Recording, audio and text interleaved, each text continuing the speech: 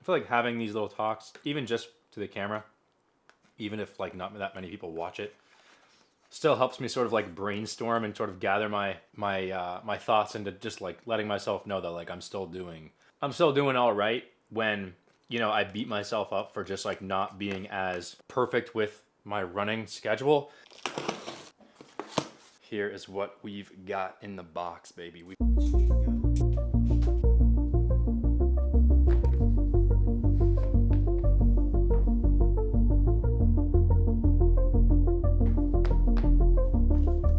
20-kilometer run.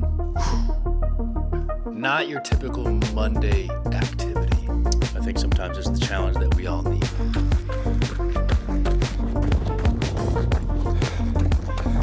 Sunset is booming. There's 8.5 kilometers left to go.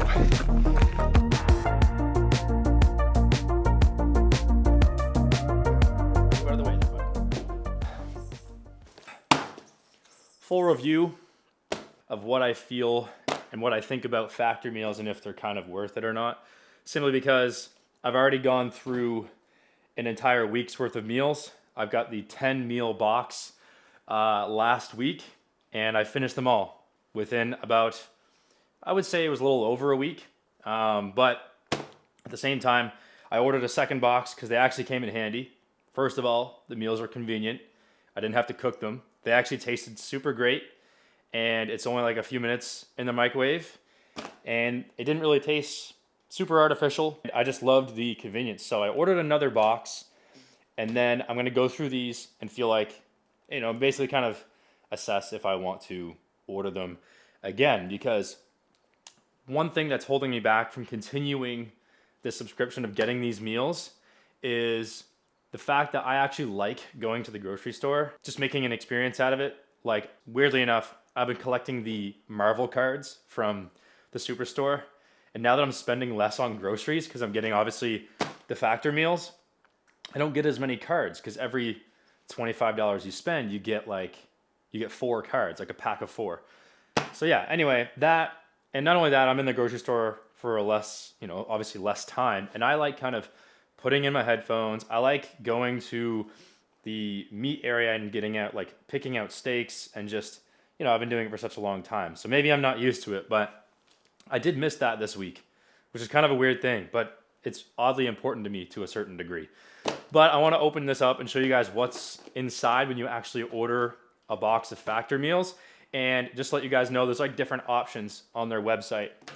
So you can order like vegan, keto. Those are the two that come to mind. I got the high protein option. So most of the meals that I had in my first week's box were like no less than 40 grams of protein. Like most of them were between 40 and 50 grams of protein, and they were usually between 500 and like 650 calories. Like no more than less. Like there wasn't a single meal that was 700 calories or more. There was not a single meal that was under 500. So it's like kind of a perfect size, perfect amount of protein, and the meals tasted great. So there's nothing really bad to say about these. The only thing that I can say is that some of the meals, it depends on how much I ate that day too, but some of the meals I felt like didn't fill me up that much. And again, you can go through the different meals. I feel like it's just a matter of trying the different meals that they have and seeing which ones keep you full and which ones don't. There is a decent amount of sodium in them compared to like if you were to make your own meals from home. You can kind of control that better. But a lot of these meals have like 800 plus milligrams of sodium. But again, if you exercise a lot, you do your cardio like you're supposed to, and you drink enough water like you're supposed to, and I'm saying like 3 to 4 liters, so that would be 3 of these, the sodium intake isn't going to be something that's going to negatively impact you. I wouldn't let that affect you. I'm going to grab a knife. So now that we got it open, come check it out. Here is what we've got in the box, baby. We've got, of course, you get some coupons for your friends. These are all, give your friends a free box. So basically they can pick a box. I don't know how many meals that you get. I think as low as like 5. But here we go. So in the box itself, here are the 10 meals. They look like this. They've got the name of the meal here. So we've got honey mustard chicken with roasted rosemary potatoes.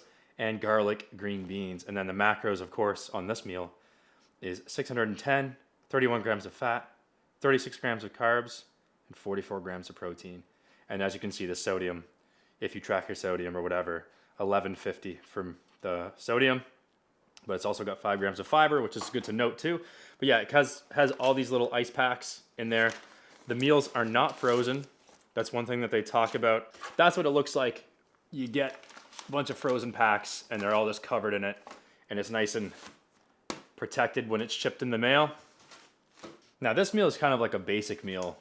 We've got the chicken. This is the honey garlic, or what the heck was it called? The honey mustard chicken.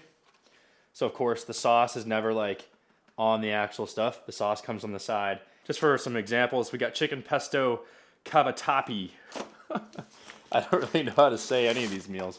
These are the meals. I just wanted to show you guys just because, you know, I think it's a great idea. Like a business idea like this is like absolutely amazing for a lot of people who are on the go, and even people who just like don't enjoy wasting time in the kitchen cooking like myself. That's one of my biggest pet peeves is like, I know how important it is to meal prep. I know how important it is to have quality food and, you know, to get, you know, decent portion sizes in while still reaching your protein. And, you know, I understand the importance of cooking. I'm just someone who I don't like it either way, right? It's kind of like everybody knows vegetables are good for them. You still don't want to eat them. Pre-run meal. Excuse me, sir. For my longest run before my half marathon. So I feel like I haven't touched on this in my last couple of YouTube videos, and I'm not really sure if anyone really cares at this point, but I basically just wanted to like touch on the fact that training for this half marathon the second time around, I find has been much more difficult. I've been a little less motivated, and I think it's just for a couple of reasons. Before I trained for the half marathon, it was like late winter, early spring, so there wasn't a ton of like events and activities going on like there is midsummer. Not to mention, this has been a dreadfully hot summer, even for New Brunswick, and it makes it hard to train long distances, especially outside. And you know, obviously training long distances inside on the treadmill, even if it is AC, still sucks because it's more boring. And my overall drive just hasn't been there either. And I've been really enjoying the summer. I've kind of missed a few more runs than I normally did in my first sort of run through on my first half marathon. And it's kind of different now too, the fact that I feel like I know I can do one. Because when I first was training for the half marathon, I was like, I don't even know if I can run that far, right? So for me to just kind of complete it and make it through it was very motivating, and sort of obviously that inspired me to do another one. But now it's sort of like I'm training to actually improve my time.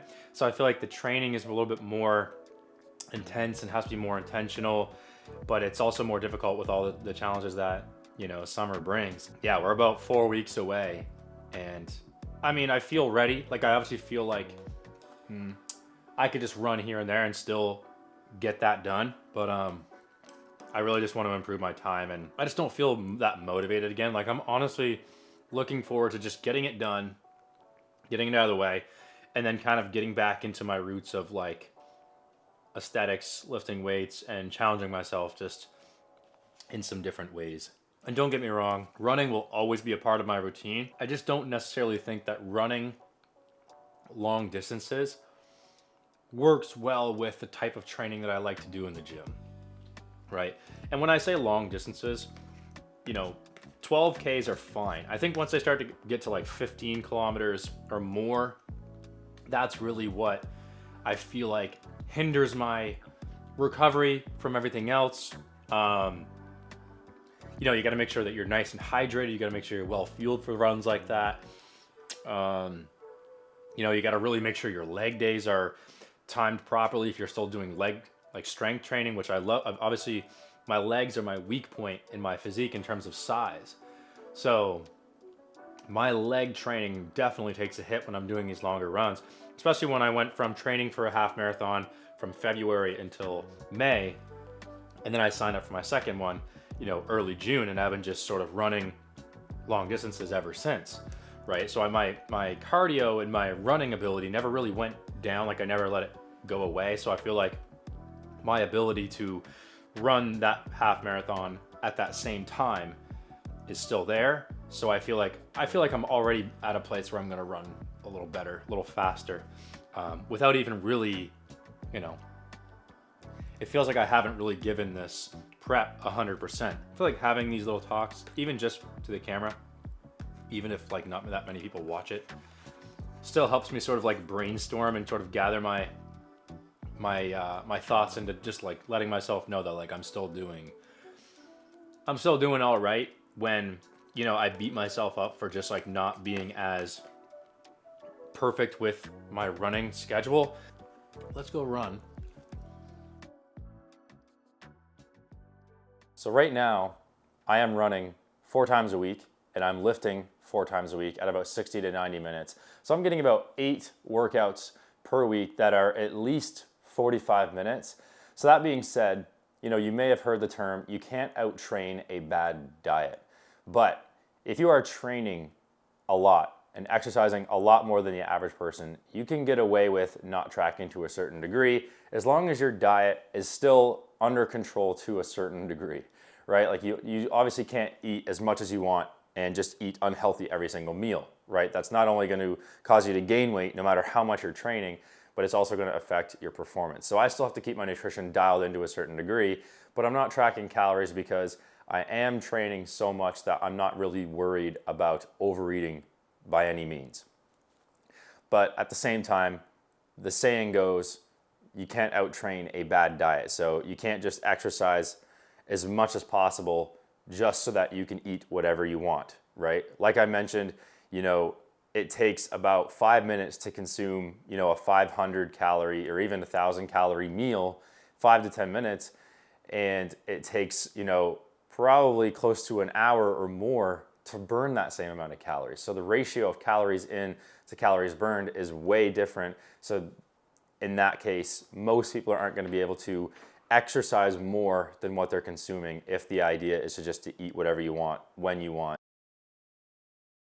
Like you still have to track your calories, especially if you're someone who wants a very flexible diet. But if your diet's under control to a certain degree, and you're training a lot and you're training hard, you're going to need a little extra fuel anyway. I think if you just become a calorie burning machine and you control your portioning with your food, you're probably going to be okay. But most people aren't going to be training that much unless you're training for something specific, like some sort of competitive thing, like a race or a bodybuilding show or whatever. But anyway, got to go get this run done.